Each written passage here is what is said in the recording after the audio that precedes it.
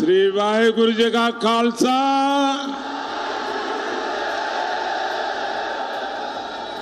मैं मां त्रिपुर मालिनी और गुरुद्वारा तलहण साहिब को प्रणाम करता हूं। जालंधर और पंजाब की ये धरती, ये शौर्य और सेवा की धरती है। हमारे गुरुद्वारे, हमारे मंदिर, ये राधा स्वामी डेरा के हमारे संत कोरोना के मुश्किल समय में आप सबने सेवा के प्रतिमान गढ़े थे। मैं राधा स्वामी डेरा की संत परंपरा को भी प्रणाम करता हूं। साथियों, जालंधर मेरे लिए नया नहीं है। लंबे अरसे तक पंजाब में काम करा, कई बार जालंधर के साथियों के साथ सुख दुख बांटे। हमारे विनोद शर्मा जी, सुभाष सूद जी, ऐसे कई साथी मैंने जिनके साथ काम किया। और जब जालंधर आए तो जालंधर के कुलचे और कैंट के पकोड़ा,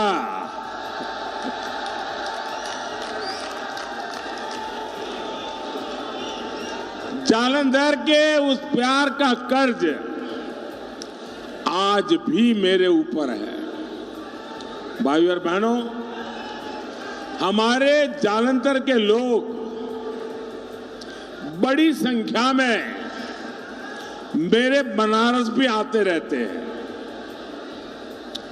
इस बार भी संत रविदास जी के स्थान सीर गोवर्धनपुर में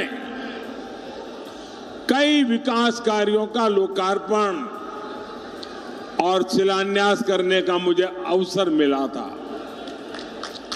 वहां मुझे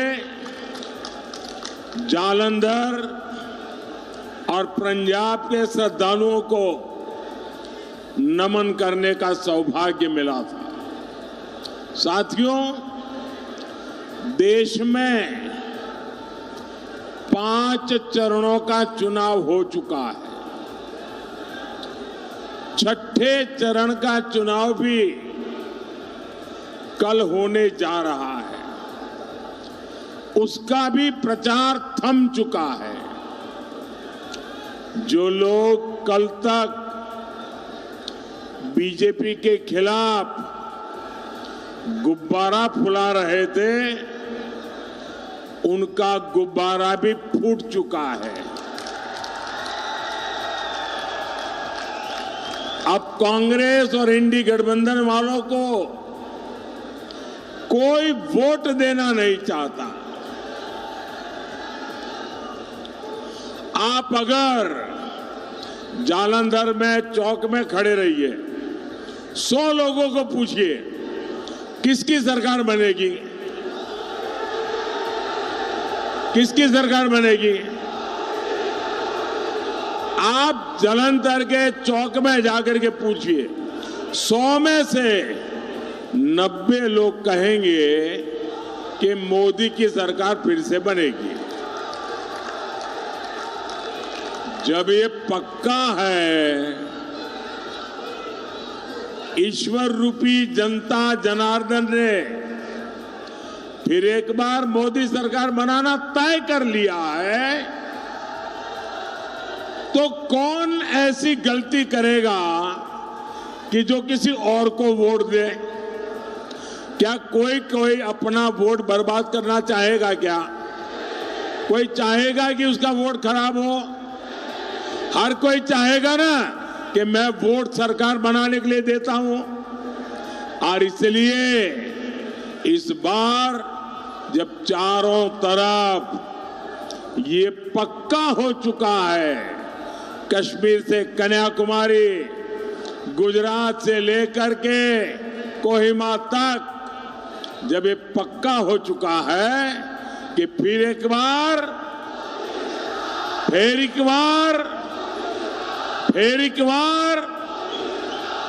साथियों, पिछले 10 साल में पहली बार देश ने एक नया दौर देखा है। कांग्रेस के समय में नई नई समस्याएं पैदा होती थी। मोदी ने पहली बार समस्याओं के हल निकाले हैं। कांग्रेस के समय में गरीबी का संकट गहराता जा रहा था। मोदी के समय में आज 25 करोड़ लोग गरीबी से बाहर आए हैं। कांग्रेस के दौर में अर्थव्यवस्था संकट में थी। आज पहली बार भारत विश्व की 5वीं सबसे बड़ी अर्थव्यवस्था है। पहले देश में आतंकवाद का खतरा बढ़ता जा रहा था।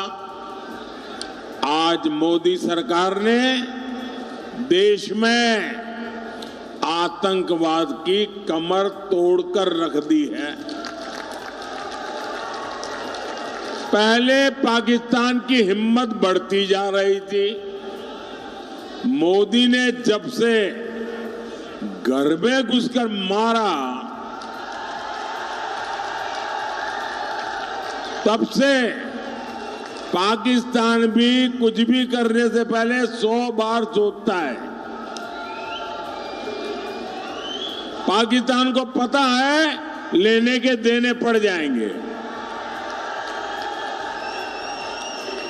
आज देश भी समझ रहा है, जब तक कांग्रेस है समस्याएं समस्याएं समस्याएं, यही उसका सिलसिला है।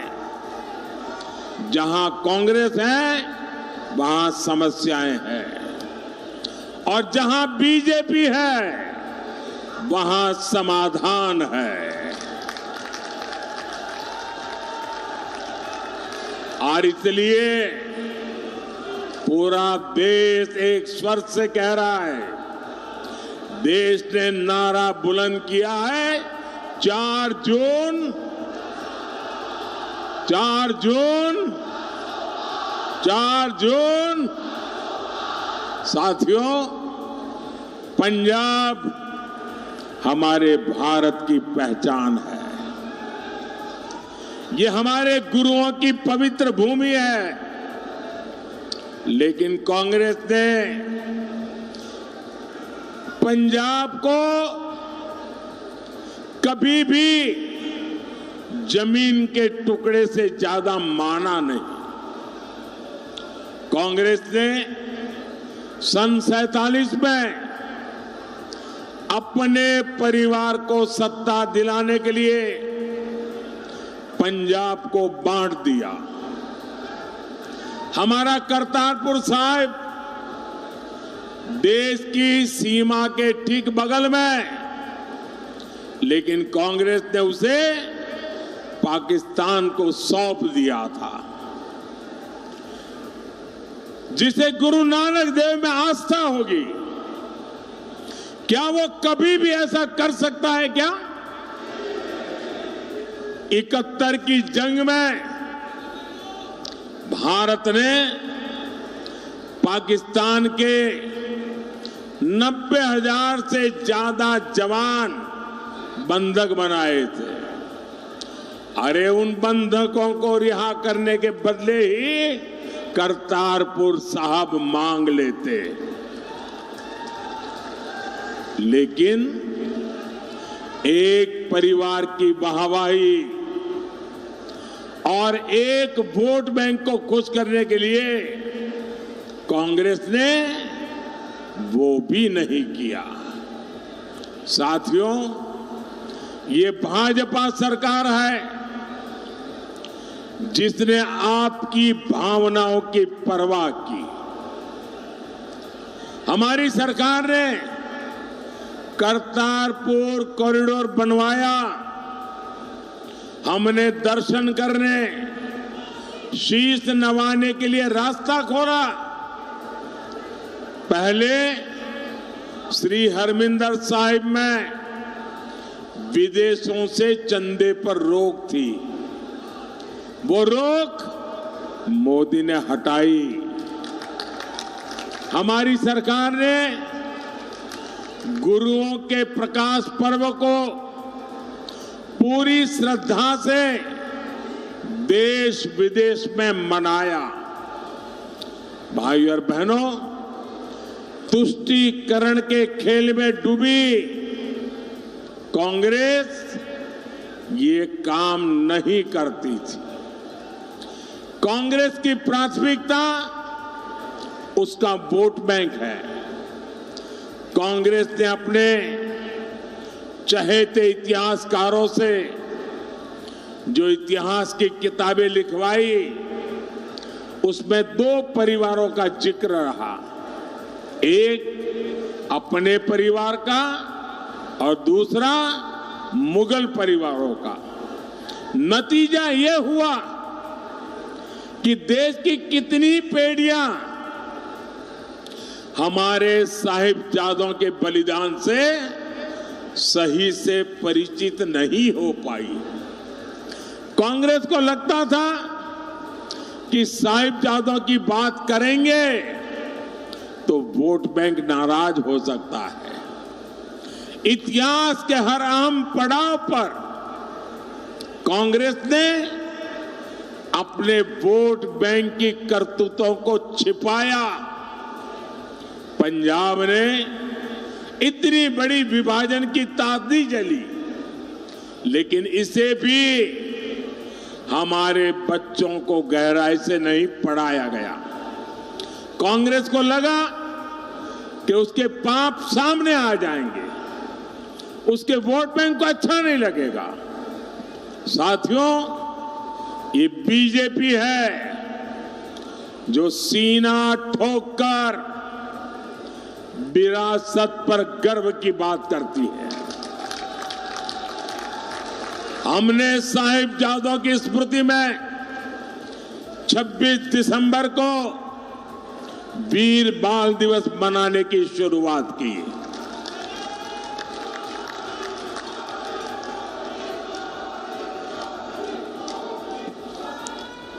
हमने 14 अगस्त को विभाजन विभीषिका दिवस मनाने की शुरुआत की।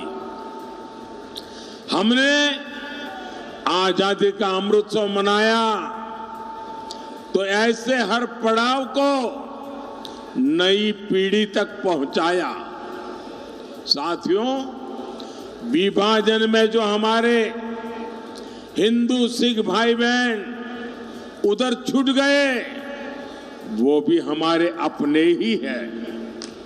बीजेपी एनडीए सरकार ने उन्हें भारत में नागरिकता देने के लिए सीएए कानून बनाया, लेकिन कांग्रेस को उससे भी परेशानी हो गई।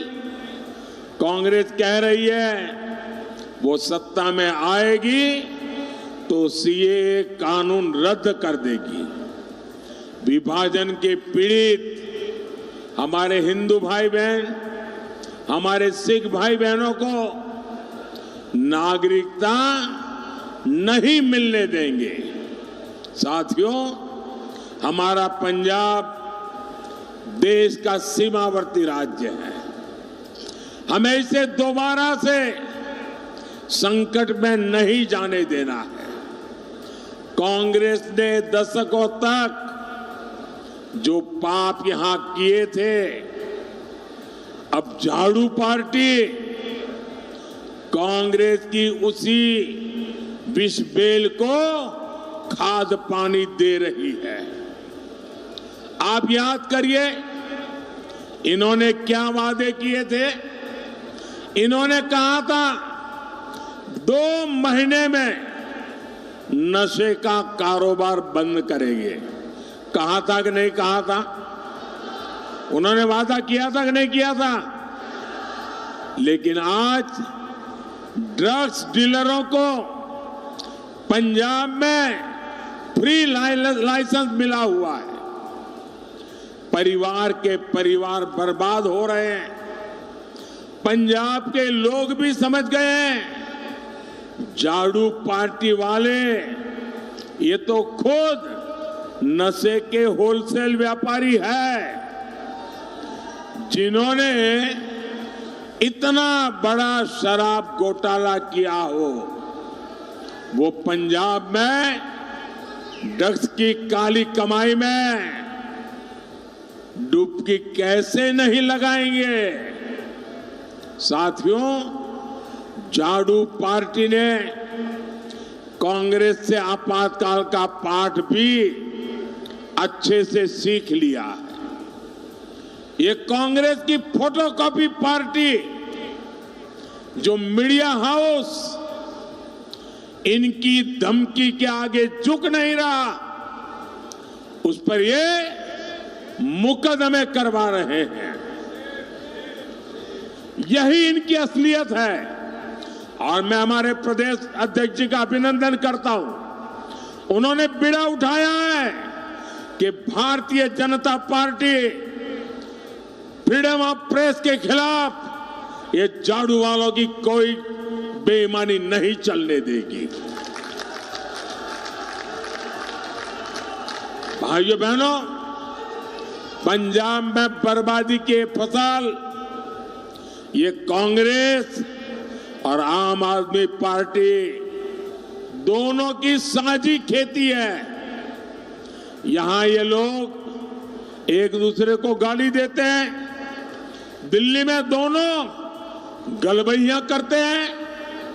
इसलिए किसी एक को भी वोट देना यानी पंजाब के खिलाफ वोट देना।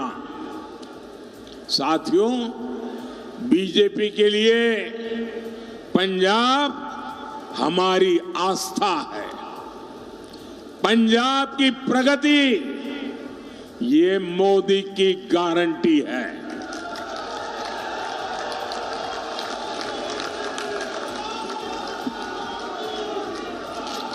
हमारा जालंधर स्पोर्ट्स इंडस्ट्री का इतना बड़ा सेंटर रहा है,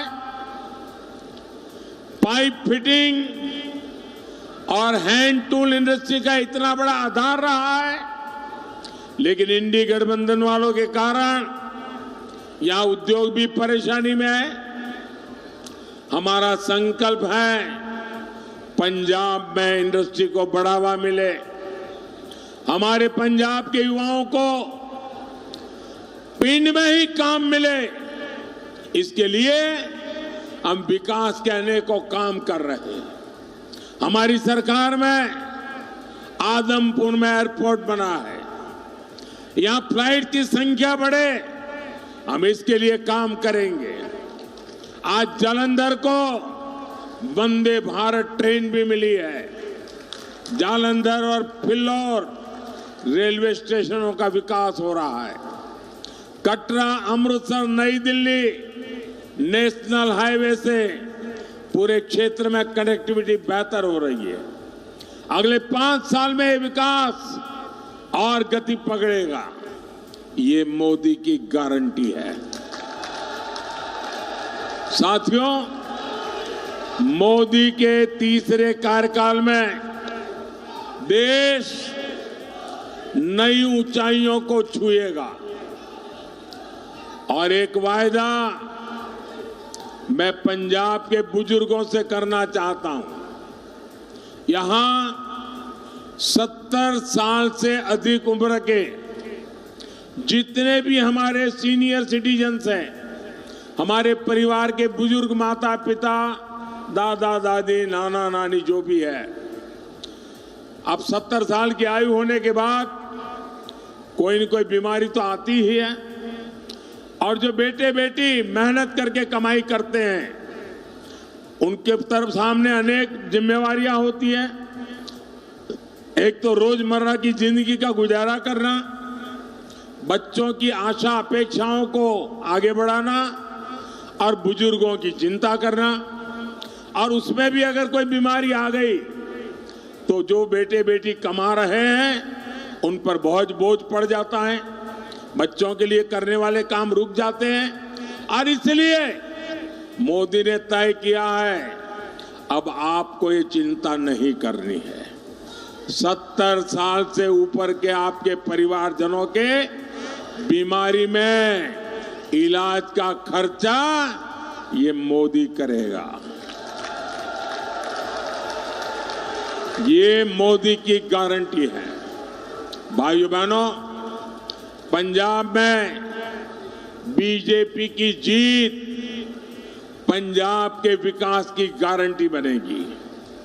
मेरा आग्रह है जालंधर से हमारे साथी सुशील कुमार रिंकू जी, लुधियाना से मेरे मित्र रवनीत सिंह बिट्टू जी, फिरोजपुर से राणा गुरमीत सिंह सोढ़ी जी और खडूर साहिब से मंजीत सिंह मन्ना जी, इन्हें भारी बहुमत से विजयी बनाए। उनको आप जब वोट देंगे, कमल के निशान पर बटन दबाएंगे, वो वोट सीधा सीधा मोदी के खाते में जाने वाला है। और इसलिए मेरा आपसे आग्रह है, गर्मी कितनी ही क्यों न हो, हमें मतदान के रिकॉर्ड तोड़ने चाहिए। तोड़ेंगे, ज्यादा से ज्यादा मतदान होगा। हमें चुनाव जीतने के लिए भी सब पोलिंग बूथ जीतने हैं। क्या पोलिंग बूथ जीतेंगे? सभी पोलिंग बूथ जीतेंगे। मेरे साथ बोलिए, भारत माता की, भारत माता की। बहुत बहुत धन्यवाद। बोले सो निहाल, बोले सो निहाल। बहुत बहुत धन्यवाद।